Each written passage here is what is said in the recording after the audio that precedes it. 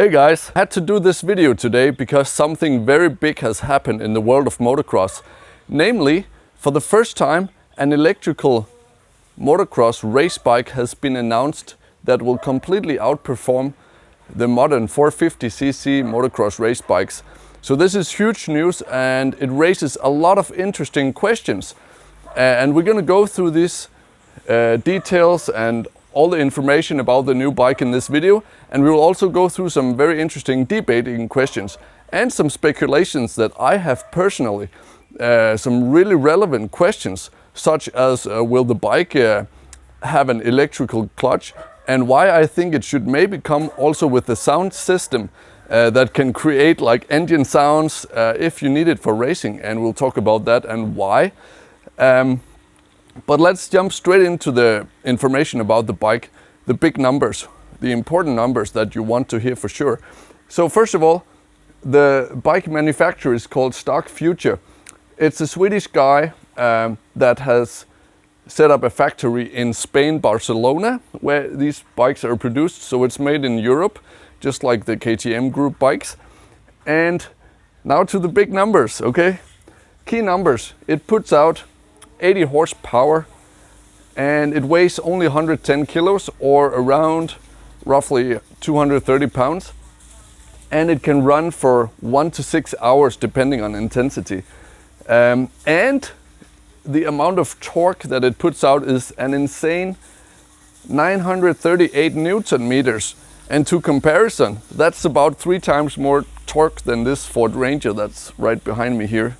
It's absolutely nuts how much torque this has and how fast it will be able to accelerate. And it also comes in a standard model with just 60 horsepower, which is still more than the modern 450 bikes come with nowadays. And then it has some really interesting benefits, such as it has an infinite number of engine mapping options. You can even add engine braking character to the setup of the engine, which is super interesting. It also has an interesting option of adding rear hand brake, so you can, instead of having a clutch, you can have the rear brake on your left hand. And also, let's talk about why I think it should have a digital clutch. Talk more about that later. And then it comes with a GPS lap timer and a lot of synchronization, so you can sync it with your smartphone, get a lot of data from your bike with your smartphone. And then it comes with a really cool KYB suspension. The KYB suspension gives you the options of choosing the setup depending on your body weight. So when you buy the bike, which is really interesting, then you can select 7 different weight categories. It gives you the option of getting a bike that's actually tailored directly to you with the suspension when you buy it. This is something you usually have to do after you buy it and pay extra for that. We'll also go through the pros and cons of electric bike versus gasoline bike. One of the most interesting discussions we're gonna go through is the racing classes. Like in professional racing, how are we going to categorize the electric bikes? Should it be depending on the battery size, the horsepower output, the weight of the bike, or even other factors that I'll go through? I made like a list of things here that we'll go through, okay? In the end of the video, I have some really interesting questions that I would like you to answer your opinion on in the comments below, such as, would you like a digital clutch on the bike, just like I would like, and why? And would you like a sound system on the bike, just like I recommend it? And I'll explain you why soon. And would you like two strokes to come back and race the electrical bikes? Should it be an all-open championship? Like, should the electrical bikes compete with the 4 strokes? Should the 2 strokes be allowed to enter the competitions again? Just a lot of debates we're gonna go through in this, because this is like a big deal for motocross, right? Before we continue, I wanna thank my main sponsor for my racing season this year, fitcamp5.com. Fitness and action sport coaching in the amazing Phuket, which is a tropical island in Thailand where we're staying right now. So now let's go through the pros and cons of electrical bike versus gasoline bikes, okay? The pros of having an electrical bike is that there's a lot less maintenance time because you just need to do the same service as you do on a bicycle, pretty much, like brake pads and spray the chain, adjust the chain. It's that simple. You don't have to do any engine work on it. Another good thing about electrical motocross bikes or electrical vehicles in general is it has adjustable power. It has so much power that you need to like have a way to adjust it down, and they took care of that, so you can choose between 100 different engine settings, literally, to tune down the power in a way that makes it usable for you, including engine braking adjustment, which is really cool. Another pro is that, of course, it's good for the environment. It's also more quiet, so it doesn't make a lot of noise, which means you can ride more places. You could even build like an all-electrical motocross track in the middle of a city, which is a brand new opportunity for the motocross sport to grow, which we like. Now let's go through the cons. So, of course, the cons is it's a little bit more expensive. It's around $12,000, 11,000 something. Dollars or euros, I actually don't remember, sorry about that. And then there's the danger of riding electric is because it's so silent and it's too fast. It's way too fast for most people. Even a 450 with 60 horsepower is too fast for 99% of all riders, motocross riders in the world. You can quote me on that. There's only at the professional races, and even in the world championships, there's only a handful of guys that can ride faster on a 450 than the fastest 250 riders, okay? Keep that in mind. And now we're basically having a bike that puts out twice the horsepower of like a 250, like this YC 250F right here. So this is pretty wild and dangerous. But one thing that can make it safer, and you heard this probably for the first time from me.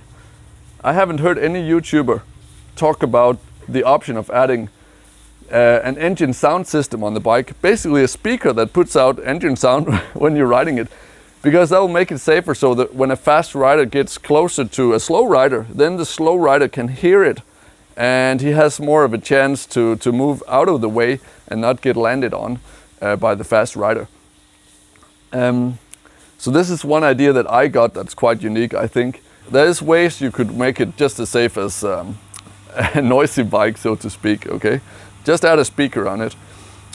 Another disadvantage of an electrical vehicle, as we all know, is that if you run out of battery in the middle of nowhere, if you're riding trails, then you have a problem. You can't just like borrow a gallon of gasoline and put in. But I mean, if you get like a huge solar panel or something, you can charge it. Maybe that will be like an option in the future, that you can have like a backpack with maybe a huge foldable solar panel. You can just hook up for an hour or so, and then you're good to go again. Probably something that will get developed. Just like maybe, now let's get to one of my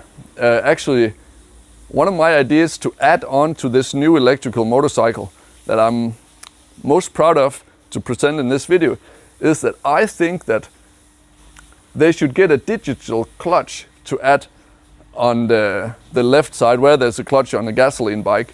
The reason for that is, with all that insane amount of torque and horsepower, you need a secondary option of controlling the power, okay? Because we all know from riding that throttle control is a difficult skill. With extra power, you need more throttle control. But if you have a digital clutch that can do the same job and fine-tune your power delivery, it would make it a lot easier. So if you ever see they put on a digital clutch, then remember Coach Toby, he said it first. I've never heard anybody talk about this on YouTube or social media or in the motocross media. So digital clutch, my idea, as far as I know. Oh yeah, another idea that I got that could be added on as an advanced technology to the electrical bikes would be earplugs you wear on the motocross tracks, so that the bikes don't have a speaker on, but there's a digital platform, like a network that's set up, that will make you experience the sounds through your earplugs when you're riding from the other bikes. And that way you can still have the safety of hearing when other bikes approach, but it will not be noisy. from the outside, it will not be noisy. The track will not generate engine noise like the speakers would. So that's another option that's probably even more realistic, but actually not suitable for the competition races, because that would be boring to watch, okay? But for training tracks, that would be super cool and useful. Okay, so now let's go into some of the debates. Probably the most interesting thing to debate is how would you classify these bikes for racing competition? Because normally we use the engine CC of the gasoline bikes to classify the bikes into two categories, 250 and 450 cc. But how do we do that with the battery powered bikes? So there's a couple of different options. It could be like the battery weight. So you will have to make the battery really efficient to perform the best. It could also be the engine weight, or simply just the engine output of horsepower. That would be really interesting, because then it would really be the best rider who won. So let's imagine that we categorize the bikes into peak horsepower. Then they can do whatever they want with the dyno performance, like the engine character setup. It just doesn't go over a certain peak number of horsepower. Then that would make it really interesting to watch, because you would know that all the riders have the same amount of horsepower available. And then you could say, well, it's the best rider that wins, the one that has the best skills. And then the only factor that would make it uneven, you could say, is the weight of the bikes, right? So please tell me what you think about these ideas in the comments below, this debate about the classification. Also, please reply what you think would be most interesting this year if it was, if we introduced electrical bikes and 2-strokes and 4-strokes all together in the races, or if we just made it all 2-stroke again. That would be so cool. Like, most of my racing that I remember as just being totally awesome was on 2-strokes. This was, I'll just take the camera over here. So this bike here was what I raced when I was 17 years old, 250 2-stroke. Like almost, that's almost 20 years ago. And I would be so excited if they made racing 2-stroke again. I know what Ronnie Mack he would say. What do you think? Tell me in the comments. Sorry if the video was a little bit long, but it's a huge deal. It's a big step for motocross technology development, what's happening now. So let me know what you think in the comments about all these debating topics, and thank you for watching. See you on the next one.